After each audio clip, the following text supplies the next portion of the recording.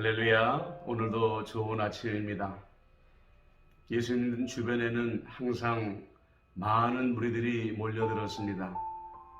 예수님께서 보여주시는 기적을 보고 싶었던 거죠.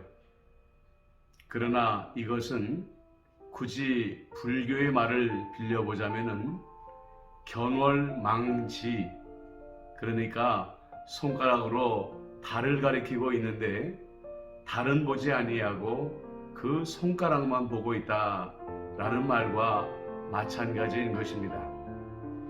예수님께서는 단순한 기적을 보여주신 것이 아니라 내가 하나님의 아들이요 메시아이심을 나타내는 표적을 그 사람들에게 보여주시기 위함이었던 것이죠. 아직 예수님에게는 가장 위대한 표적이 하나 남아있다고 말씀하십니다. 그것을 예수님은 요나의 표적이라고 말씀하고 있습니다. 요나는 우리가 아는 것처럼 하나님의 명령에 불순종하고 달아나다가 물고기의 밥이 되었습니다. 그러나 끝내 예수님 하나님께서 요나를 통해 사명을 완성시키고자 요나를 다시 살려주셨던 것입니다. 요나는 죽을 것 같은 고통을 당하는 데서 끝났지만 예수님이 당하실 요나의 표정은 정말로 죽임을 당하시는 것입니다. 처형을 당하시는 것입니다. 여러분, 내가 누군가를 위해서 목숨을 내놓는다라는 것을 상상해 본 적이 있으십니까? 그렇죠. 내가 사랑하는 가족이나 내 자녀를 위해서라면 우리는 얼마든지 내 목숨을 내놓을 수 있을 것입니다.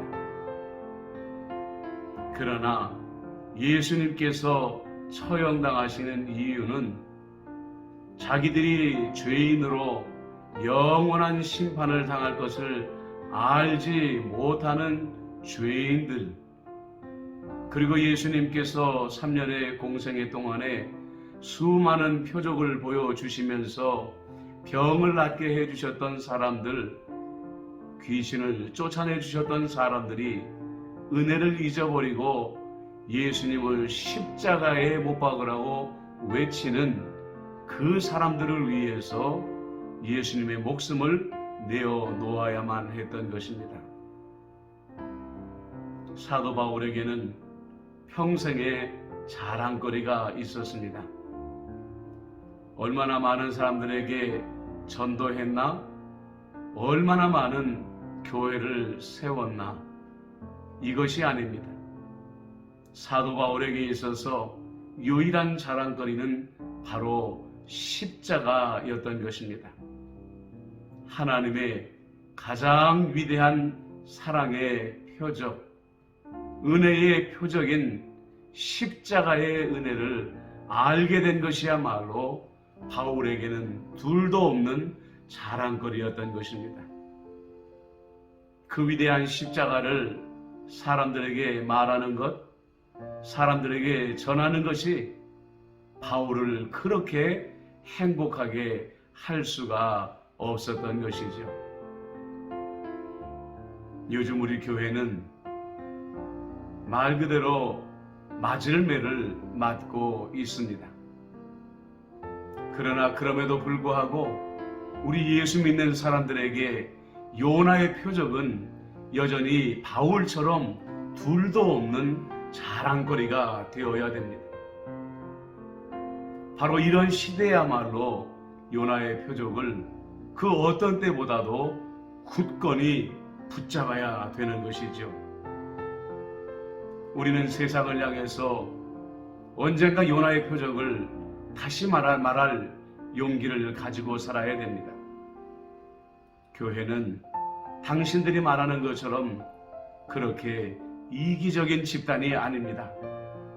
교회야말로 이 세상에 존재하는 가장 이타적인 공동체입니다 하는 것을 이 요나의 표적을 통해서 말해줄 수 있어야 되는 것이죠. 오늘 하루 십자가를 통해서 보여주신 예수님의 위대한 요나의 표적을 깊이 묵상하시는 여러분들 되시기를 주님의 이름으로 축복합니다. 기도드리십시다. 오나의 주님, 주님이 많은 표적을 행하셨지만 가장 위대한 표적은 요나의 표적이셨습니다. 원수들을 위하여 생명을 내놓는 십자가의 표적이야말로 우리 그리스도인들의 가장 위대한 자랑인 것을 알고 살게 하여 주옵소서.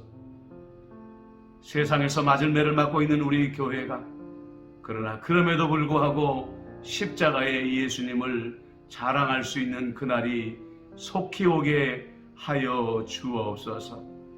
예수님의 이름으로 기도드립니다. 아멘.